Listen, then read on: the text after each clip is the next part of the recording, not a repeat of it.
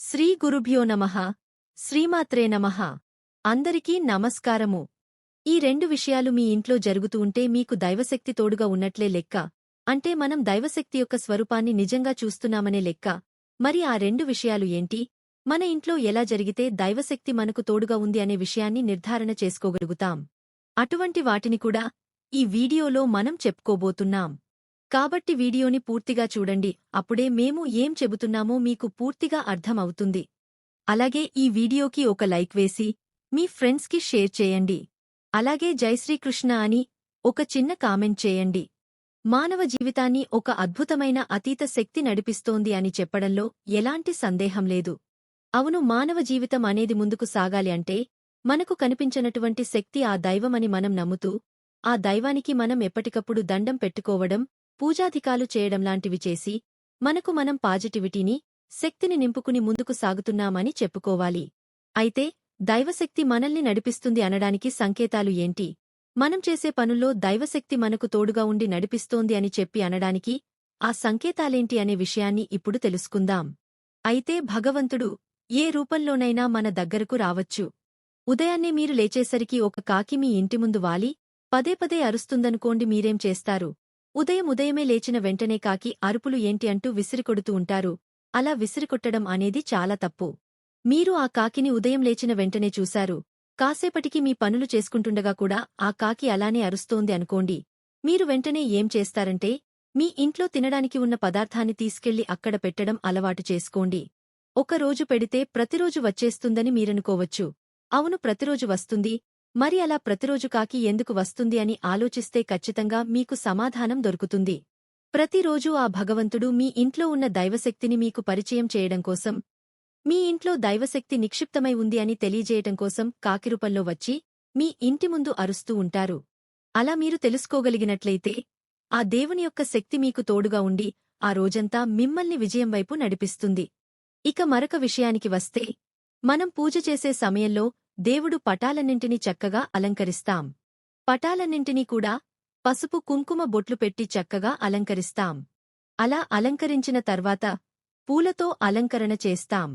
అలా పూలతో అలంకరణ చేసిన తర్వాత చక్కగా మనం దీపధూప నైవేద్యాలన్ని పెట్టి భగవంతుడిని స్మరించుకొని మనం పూజను పూర్తి చేస్తాం. అయితే మీరు పూజ చేసేటప్పుడు ఎప్పుడైనా మీరు గమనించకున్నా, మీరు ఏ పటానికైతే పూలతో అలంకరించారో అవి మధ్యలో రాలి కింద పడుతుంటాయి. అంటే ఫోటో పైనుంచి కింద మనం పెట్టుకునే పీఠం మీద పడుతూ ఉంటాయి. మీరు ఒకవేళ ఎప్పుడైనా గమనించకపోతే గమనించండి. అలా మీ ఇంట్లో మీ పూజగదిలో కనుక మీరు పూజ చేసేటప్పుడు పెట్టిన పువ్వులు అలా రాలి పీఠంపై పడుతున్నాయంటే మీ ఇంట్లో దైవశక్తి ఉందని అర్థం. దేవుని యొక్క అనుగ్రహం మీ యొక్క కుటుంబంపై చక్కగా ఉంది అని అర్థం. భగవంతుడు తన యొక్క కరుణను మీ ఇంటిపై చాలా చక్కగా ఉంచాడని అర్థం. అందుకే విజయాలు మీ సొంతం అవుతూ మీరు చేసే వ్యాపారాలలో మీకు చక్కగా లాభాలు వస్తున్నాయని అర్థం. పిల్లలు చదివే చదువుల్లో ప్రతి దాంట్లో కూడా వాళ్లకి జ్ఞాపకశక్తి పెరిగి మంచి మార్కులు సాధిస్తున్నారు అంటే మీ ఇంట్లో దైవశక్తి నిండి ఉంది అని అర్థం. ఇక ఈ విధంగా ఎప్పుడైనా పువ్వులు రాలిపడినప్పుడు మీరు ఖచ్చితంగా గమనించుకోండి. అలా రాలిపడింది అంటే ఇంట్లో దైవశక్తి ఉంది అని అర్థం. ఇక మీరెప్పుడైనా గమనించినట్లయితే పూజగదిలోకి కూడా బల్లులు వచ్చేస్తూ ఉంటాయి. ఇల్లంతా తిరిగినా పర్లేదు, పూజగదిలోకి వచ్చేస్తే ఎలా అని వాటిని మనం తరిమేస్తుంటాం. కాని అవి ఎక్కడికి వెళ్లకుండా బల్లి రూపంలో కూడా భగవంతుడు తన యొక్క అనుగ్రహాన్ని కుటుంబంపై ఉంచుతూ ఉంటాడు. దేవుడు తన యొక్క శక్తిని ఇంట్లో చిన్న చిన్న జంతువులు, కీటకాలు రూపంలో ఉంచుతూ ఉంటాడట. మరి ఆ రూపంలో మనకు బల్లిని కూడా పూజగదిలోకి పంపించడం ద్వారా తన శక్తి ఆ ఇంట్లో నిండి ఉంది అనే విషయాన్ని మనకు తెలియజేస్తూ ఉంటాడు.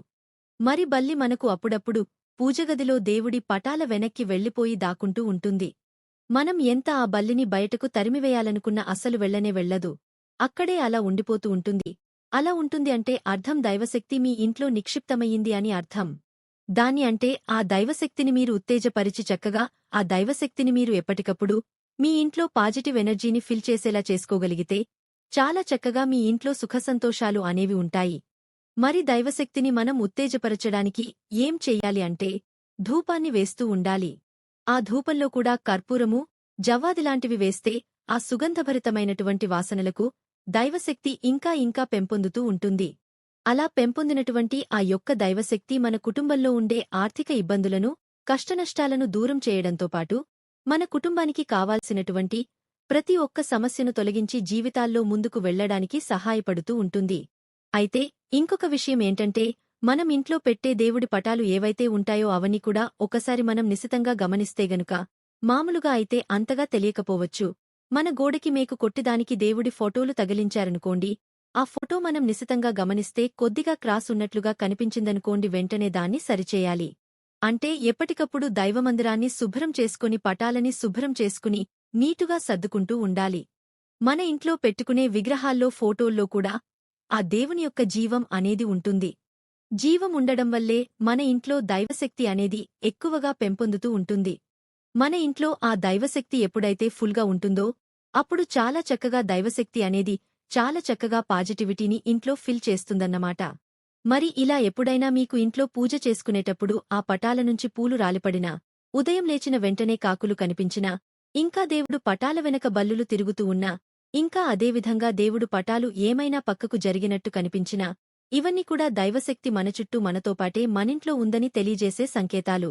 కాబట్టి ఆ దైవశక్తిని మనం ఇంకా పెంపొందించుకోవడానికి జాగృతం చేయడానికి మనం చేయాల్సిందల్లా ధూపదీప నైవేద్యాలు పెట్టుకోవడం, ధూపం వేయడం, వీలైనంతవరకు వారానికి 2 సార్లు అంటే మంగళ, శుక్రవారాల్లో ఉదయం, సాయంత్రంపూట చక్కగా ధూపం వేసుకోండి. ఆ ధూపంలో జవ్వాది కర్పూరం, సుగంధ ద్రవ్యాలు ఏవైతే ఉంటాయో వాటిని వేసి ఇల్లంతా సుగంధభరితంగా నింపండి. పాజిటివిటీ మీ ఇంటినిండా నిండిపోతుంది. ఇంట్లో దైవశక్తి ఉత్తేజితమై మీ జీవితాల్లో మార్పు వస్తుంది. దరిద్రదేవత ఇంట్లో ఉండడం వలన మనం ఎప్పుడు కూడా సంతోషంగా ఉండలేము. ఎప్పుడూ ఏదో ఒక బాధ మనల్ని పట్టిపీడిస్తోంది. మరి దరిద్రదేవతను బయటకు పంపించాలంటే కొన్ని ప్రత్యేకమైన చిట్కాలను పాటించాలి. మరి ఆ చిట్కాలు ఏమిటంటే, ప్రతిరోజు స్నానం చేసిన తర్వాత చిటికెడు పసుపు కలిపి ఆ పసుపు నీటిని ఇంట్లో అన్ని గదుల్లో చల్లాలి. అలా చల్లితే దరిద్రదేవత తొందరగా ఇల్లు వదిలి వెళ్ళిపోతుంది. తద్వారా లక్ష్మీదేవి ఇంట్లోకి అడుగుపెడుతోంది. అలాగే నెలకు ఒక్కసారి అయినా ఇంట్లో ఉన్న బూజు దులిపి ఇల్లంతా శుభ్రం చేసుకుంటూ ఉండాలి. అలా చేయడం వలన దరిద్రదేవత ఇంట్లో నుండి పారిపోతుంది. ప్రతిరోజు కూడా పూజలో అగరువత్తులు వెలిగించండి. సువాసనలు వెదజల్లే ఇంట్లో దరిద్రదేవత అస్సలు ఉండదు. అలాగే ఎండుకొబ్బరి పొడిలో సాంబ్రాణి గుగ్గలం కలిపి వారానికి ఒక్కసారి ఆ పొడితో ఇంట్లో ధూపం వేస్తే దెబ్బకు దరిద్రదేవత మీ ఇల్లు వదిలి పారిపోతుంది. ఎందుకంటే ఈ ధూపం చాలా శక్తివంతమైనది.